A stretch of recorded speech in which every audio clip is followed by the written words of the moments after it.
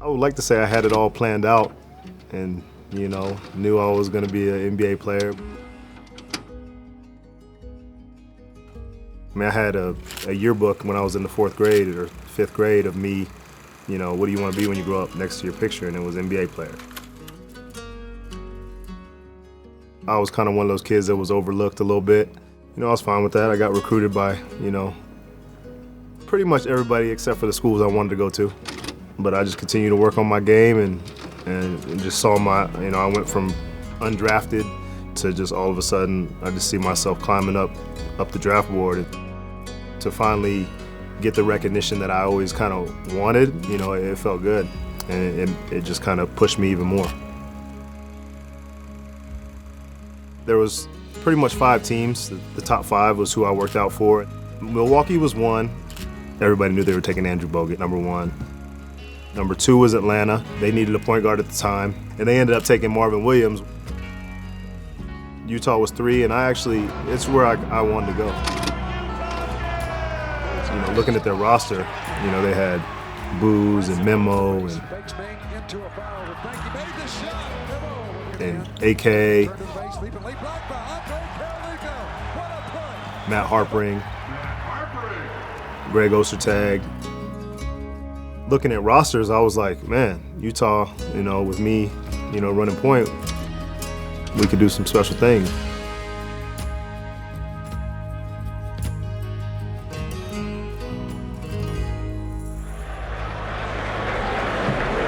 With the 3rd pick in the 2005 NBA draft, the Utah Jazz select. You keep wanting us to take a point guard, just because we don't have any on the roster right now. The one thing that we're really lacking is like an elite point guard. That's one of the glaring things. We're going against Steve Nash and Tony Parker and Allen Iverson coming to town and Chauncey Billups and Stephon Marbury, and the list goes on and on. Point guard spot was loaded in the NBA. I remember that time when it was like a big deal between picking Chris Paul and Deron Williams. At the time, I felt like Chris was considered the top point guard and I was number 2, so I was trying to change that narrative. And I'm talking to Larry, and Larry's like, who do you like between, Deron Williams and Chris Paul? Who we're gonna take, what kind of style we wanted to play, more shorter point guard, more bigger point guard. I told him right off the bat, I want Deron Williams. Deron Williams from the University of Illinois. I remember David Stern calling my name, and I got up and hugged everybody and went up there and put that hat on. And, it was kind of the start of the journey. Finally, we have a point guard who potentially can be at the level of the all-star. I was the happiest guy in the room. Man, was he our missing link. It's what I waited for my whole life, And then you get on the phone, talk to Coach Sloan, and I'm sure he was probably saying, I hope you got your lunch pail. Season opener, game number 1. 1 to 3, short. At the buzzer. Oh! Got it! Count it. I was pretty much playing 24 minutes a game, but I wasn't starting. I think Keith started.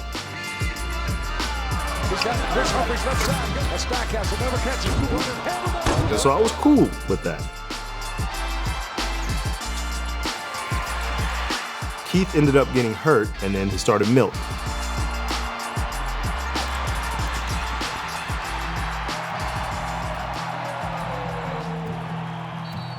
Practices and everything. He's a rookie. He's got a lot to learn. Jerry Sloan loved to test players. How bad you want it? Where's that lunch pail? You playing every day? Show me what you got and practice, and then we'll talk. The culture thing is, back in the days, was no matter how good you are, being rookie, you can't start. We all knew he was a starter. Coming up with a big play. That's the type of effort we talked about. Big steal, the alley. And Williams climbs up the ladder. Is he a rookie? We all knew he was going to be the star in this league for a long time. I knew right away that he was the perfect fit for our team. Ball tip, Milt has it. Williams for 3. Yes! Huge. And what a big shot by the rookie. And Coach Sloan wanted him to earn his stripes. I think it was just the way Jerry was able to test a player to see how much you wanted to be in this league, how hard you were going to work, and he wanted to be shown. Show me how much you want to play this game, how much you love this game.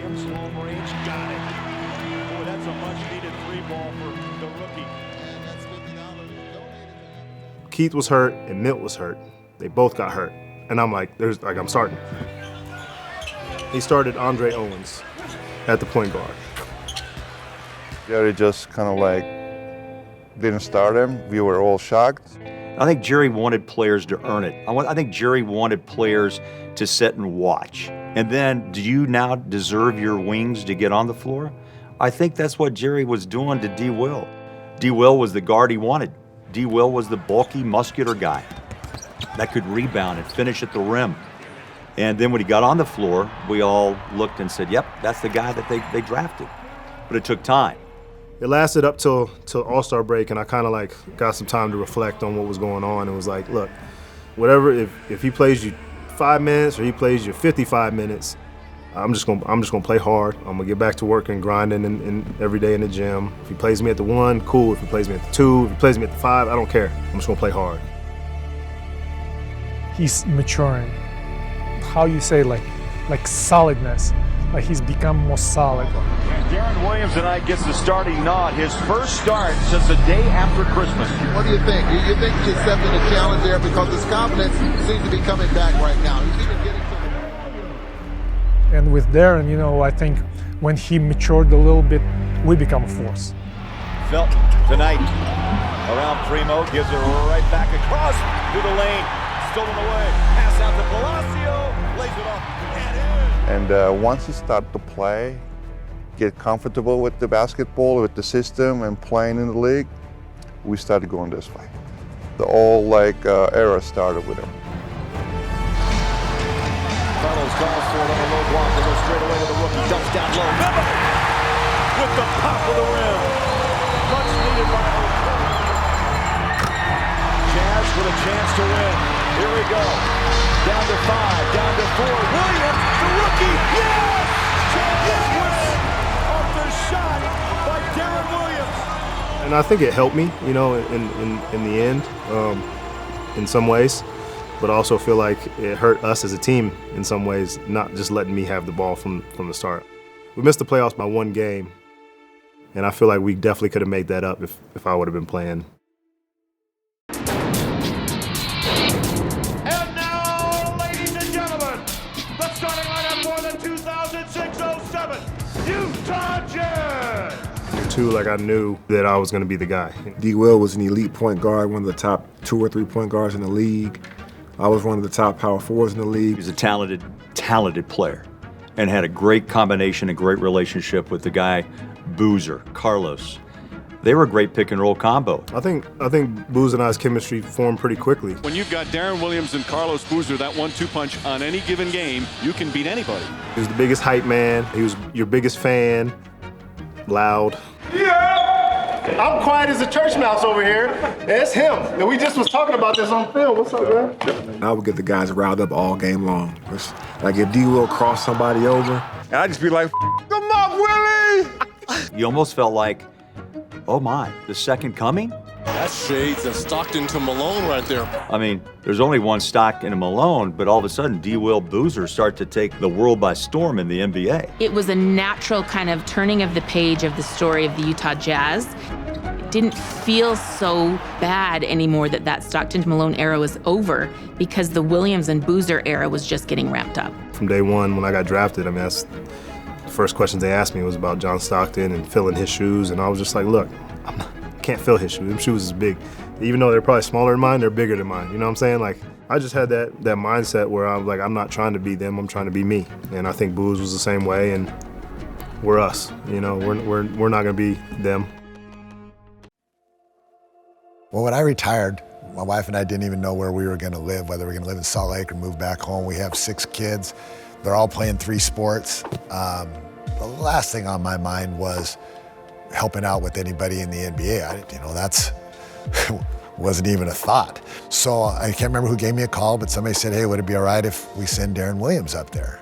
The Jazz set it up. So I got a chance to go up to Spokane before my rookie year Man, it was great. How do you take a talent like that that's come out of college and he's got NBA in his eyes, and just do you sit him down with a piece of paper and say, here's what you do, young man?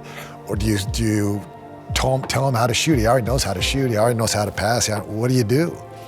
So what we did was we got in the dojo here and we did what we'd been doing for years. You shoot and you talk and you dribble and you talk and you say, look, I tried some of this once in a while. What do you think? Try that. My own kids were getting old enough now at this time to where they could participate a little.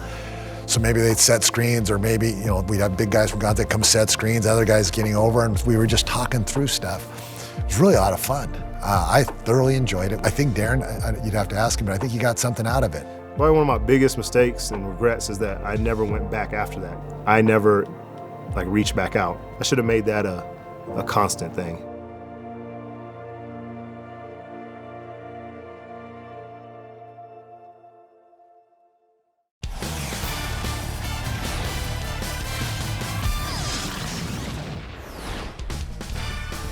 I was ready to rock. We were ready to rock. Everybody was healthy. It was exciting, but we're looking at that West, and it's a gauntlet. The Jazz are back, and the playoff run starts on the road against the Rockets.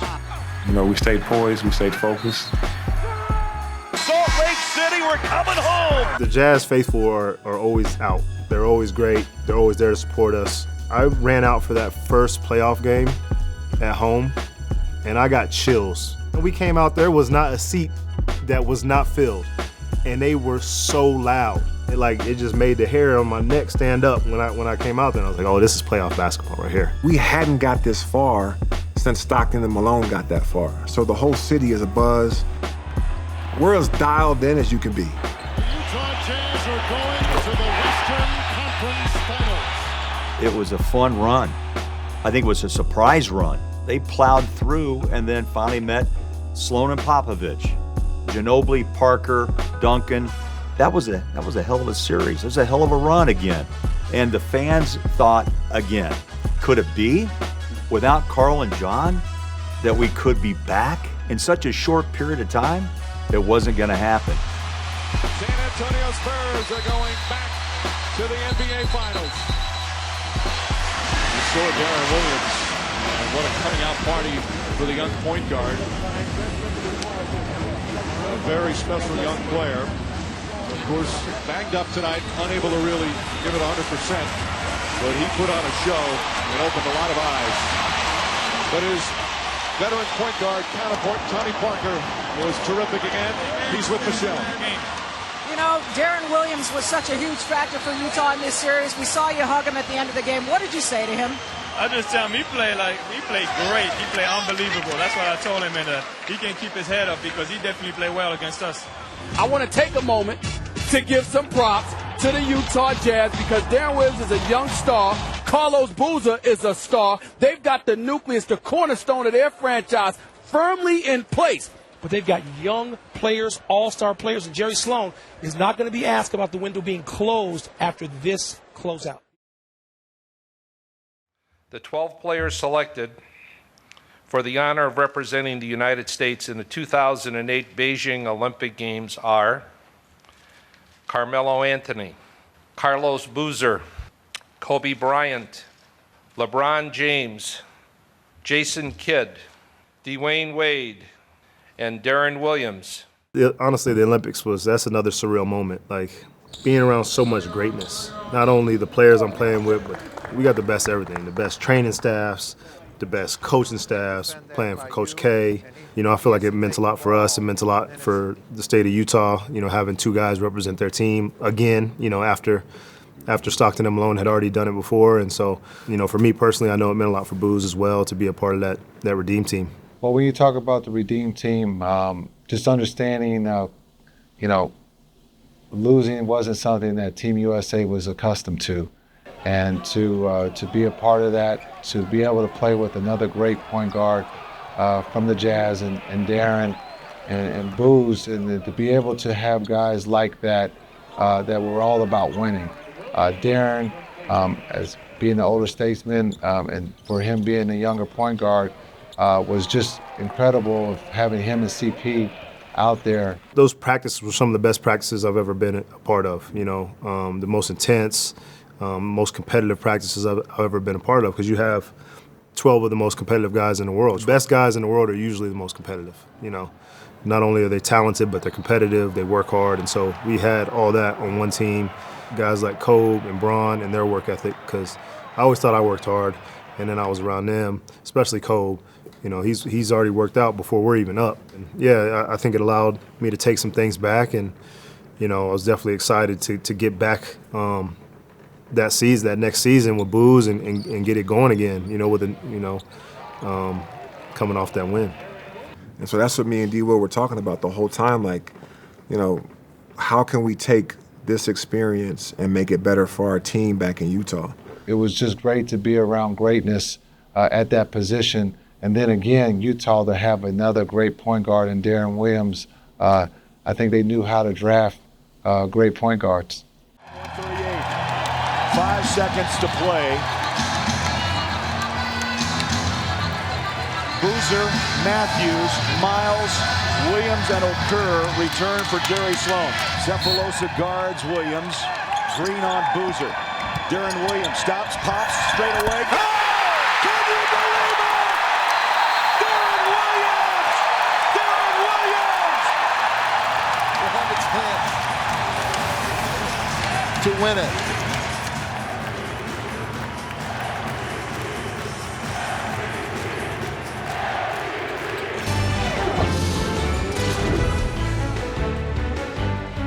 Hey, welcome back, and we have a guest, a very special guest joining us from the Utah Jazz. Chuck, I'm gonna say it and you gonna say it. Best point guard in the NBA. Oh, he said it. The pass, he took it away from Chris Paul. I love you, Chris Paul. He took it away from Chris Paul. This is the best point guard in the NBA. That's all I'm saying. One of us had to say it tonight. 20 points and 10 assists tonight. Number 3 in the league in assists is Deron Williams. Thanks for joining us here on Inside the NBA. I was sitting getting taped for shoot around, and it pops up on the screen. Breaking news, Deron Williams traded to the Nets. Chris Broussard on the latest big NBA trade. Deron Williams heading to New Jersey. They want him to be the superstar they build around when they go to Brooklyn, and he's also arguably the best point guard in the league.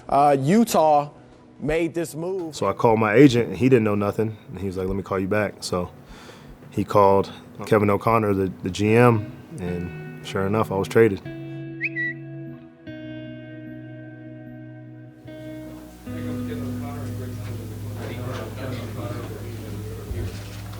I would just start by by saying that nobody likes to lose their star player, to lose a marquee player. But given all of the uncertainty about our ability to get a deal done to extend Deron Williams' contract beyond the existing one, I feel like the deal that we just made with the Nets was by far our best option. Went down to the bus to tell everybody bye, dapped everybody up, dapped Booz up 2 times, and that was the end of my time as a Jazz man. I cover a lot of Bill Self games. He's now at Kansas. To this day, I will ask Coach Bill Self, who's the best guard you've ever coached? I mean, he's coached Mario Chalmers. He's coached guys that have won national championships. High level guards, many are playing in the league. He, to this day, will say Deron Williams was his best point guard he ever coached. And that's what the Utah Jazz got. I think retirement for me it's been good. It's been challenging at times, you know. When you do something, you dedicate yourself to something for so long, and then all of a sudden it's just done, you know. You're trying to figure it out.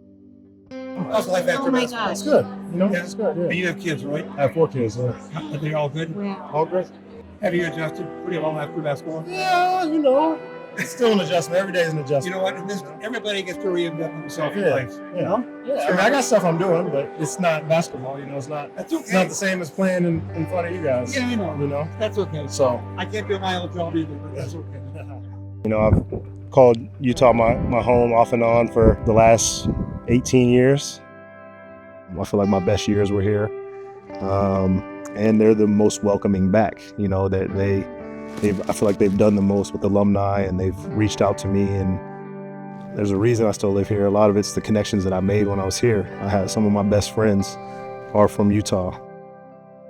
till this day, and I still talk to him, and we still hang out. And so, you know, Utah definitely holds a special part in my heart.